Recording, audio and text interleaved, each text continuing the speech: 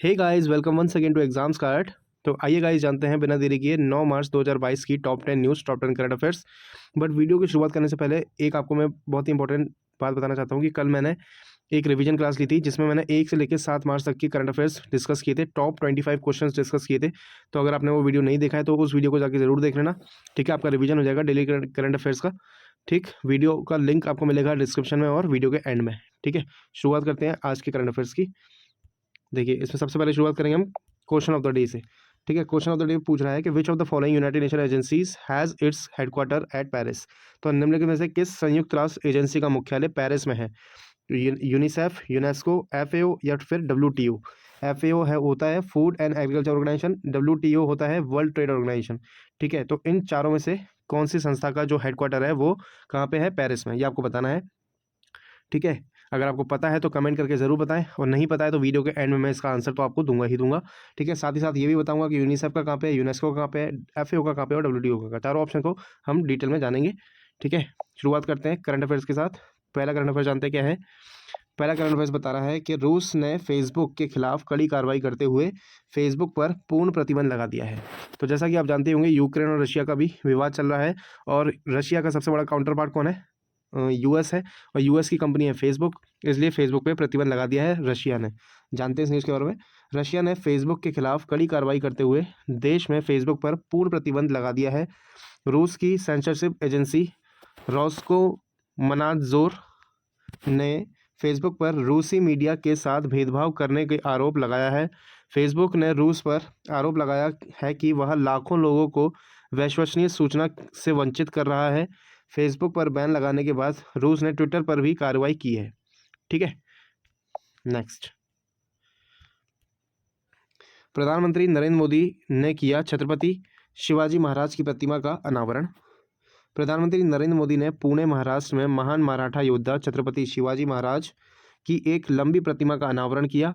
यह मूर्ति 1850 kilogram gun metal से बनी है और लगभग 9.5 फीट ऊंची है। उन्होंने पुणे में 11,400 करोड़ रुपए से अधिक की कुल लागत से 32.2 किलोमीटर लंबी मेट्रो रेल परियोजना के 12 किलोमीटर के विस्तार का भी शुभारंभ किया।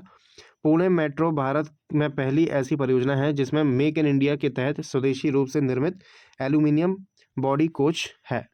ठीक है, नेक्स्ट है प्रियंका नुटक्की बनी भारत की 23वीं महिला ग्रैंड मास्टर।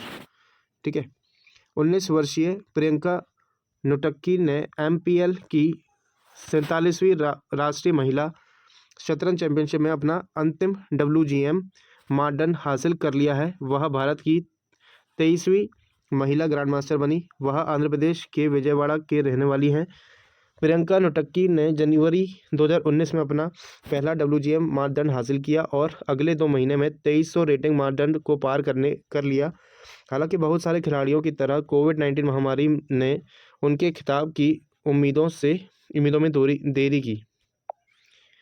नेक्स्ट है आरबीआई के गवर्नर शक्तिकांत दास ने फीचर फोन के लिए UPI 123 पे नामक UPI आधारित पेमेंट प्रोडक्ट लॉन्च किया। मोस्ट इंपॉर्टेंट न्यूज़ आज की। ठीक है, जानते हैं इसके बारे में। The RBI governor Shaktikanta Das has launch a UPI based payment product named UPI 123 pay for feature phones.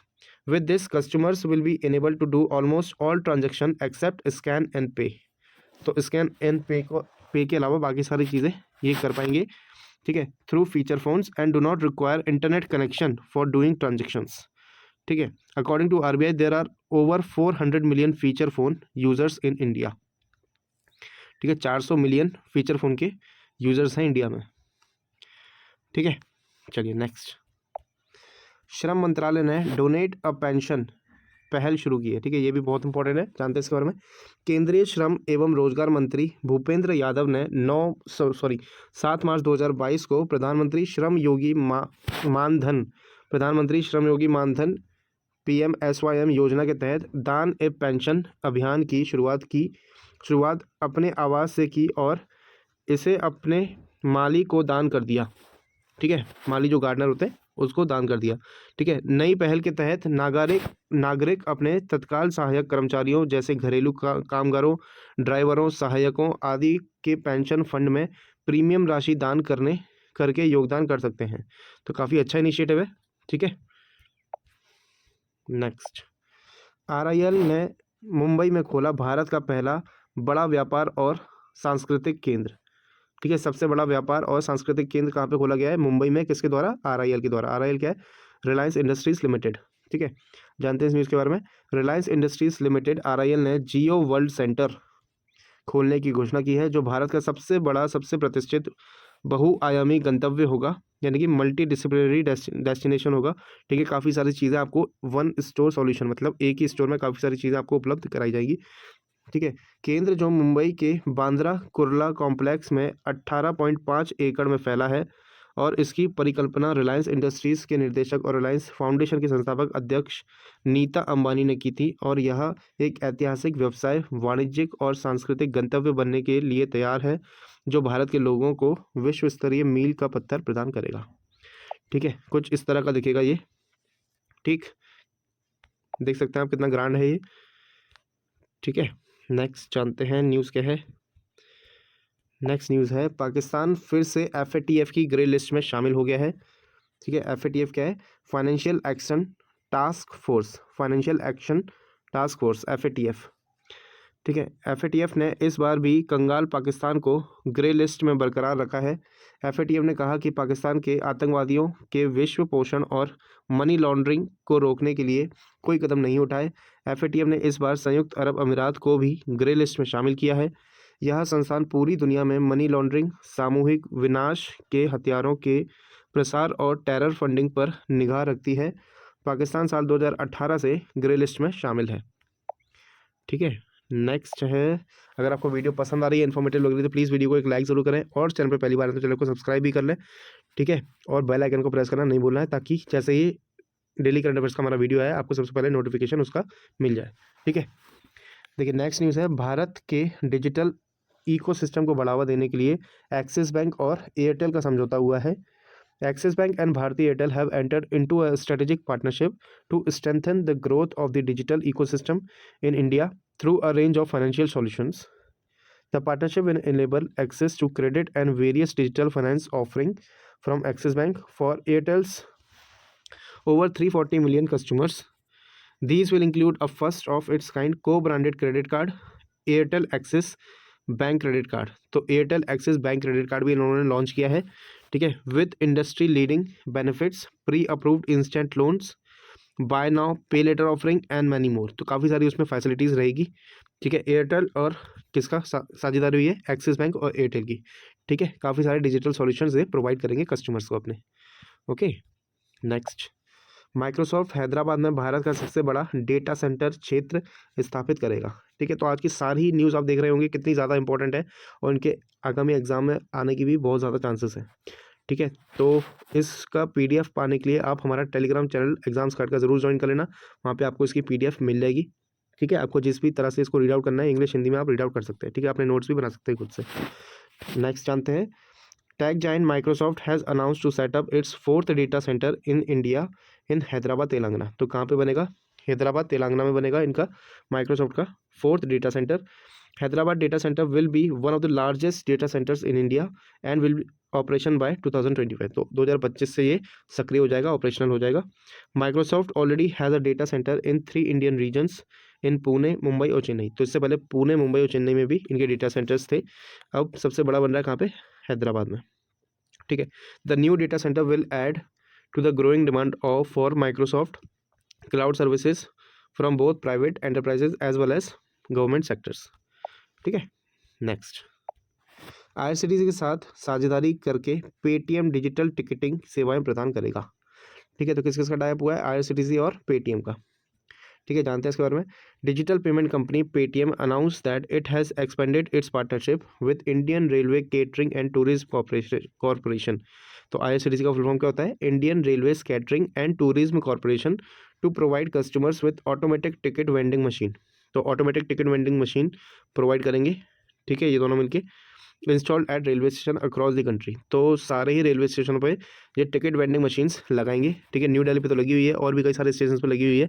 तो ये बाकी इनका प्लान है कि पूरे कंट्री में automatic vending machines, ticket vending machines लगाई जाए। ठीक है, तो digital ticket servicing can be provided through automatic ticket vending machine. Passengers will be able to scan the QR code generated on the screen to purchase unreserved ticket, ride tickets, platform tickets, renew their seasonal tickets and recharge smart cards. ठीक है, तो ये सारी facilities रहेंगी. मतलब वो जो आपका लोकल टिकट होता है वो खरीद सकते हैं. ठीक है, अनरिजर्व टिकट जो होता है वो खरीद सकते हैं, और आपका प्लेटफॉर्म टिकट खरीद सकते हैं. साथ ही साथ अपने स्मार्ट कार्ड को भी रिचार्ज कर सकते हैं. तो ये सारी फैसिलिटीज़ रहती हैं ऑटोमेटिक टिकट वेंडिंग मशीन्स में अंदर. ठीक है, चलिए नेक्स्ट. नौवा भारत श्रीलंका द्विपक्षीय समुद्री अभ्यास स्लीनेक्स शुरू हुआ है. तो स्लीनेक्स आपको याद रखना है. स्लीनेक्स कई बार क्वेश्चन पूछा गया है कि स्लीनेक्स किन दो देशों के बीच में एक युद्ध अभ्यास है. तो ये है श्रीलंका. SLI से मतलब SL से बना है श्रीलंका, और IN से बना है इंडिया. श्रीलंका इंडिया का ये द्विपक्षीय समुद्री अभ्यास होता है हर बार. इस बार नवा इसका संस्करण है. जानते हैं इसके बारे में. भारत का नवा संस्करण श्रीलंका द्विपक्षीय समुद्री अभ्यास, जिसका नाम स्लीनेक्स, ठीक है विशाखापट्टनम में 7 मार्च से 10 मार्च 2022 तक आयोजित किया जा रहा है. ठीक है, 7 से 10 मार्च विशाखापट्टनम में. अभ्यास का उद्देश्य रणनीतिक रूप से महत्वपूर्ण हिंद महासागर क्षेत्र में दो पड़ोसी देशों की नौसेनाओं के बीच अंतर संचलनीयता को बढ़ाना और आपसी समझ में सुधार करना है. ठीक है, इंटर ऑपरेबिलिटी कहते हैं इस टर्म को, अंतर संचलनीयता, इंटर ऑपरेबिलिटी. ठीक है, चलिए तो ये थे आज की हमारी टॉप 10 न्यूज़. टॉप 10 नहीं थी एक्चुअली, टॉप 11 थी. ठीक है, अब आते हैं अपन अपने क्वेश्चन के ऊपर. क्वेश्चन ऑफ द डे, इसका जो करेक्ट आंसर है वो क्या होगा, वो है यूनिसेफ.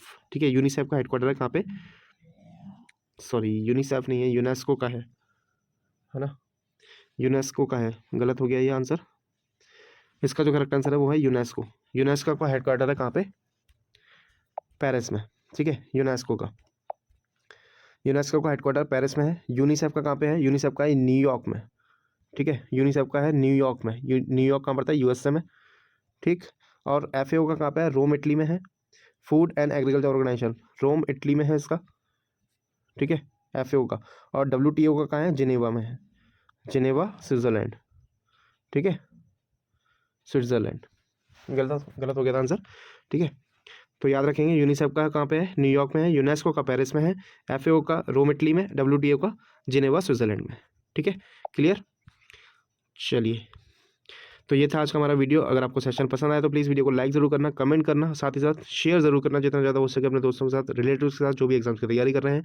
और चैनल पे पहली बार आए तो चैनल को सब्सक्राइब किए बगैर नहीं जाना है, सब्सक्राइब जरूर कर लेना. ठीक, बाकी मिलेंगे कल हम नेक्स्ट क्लास में.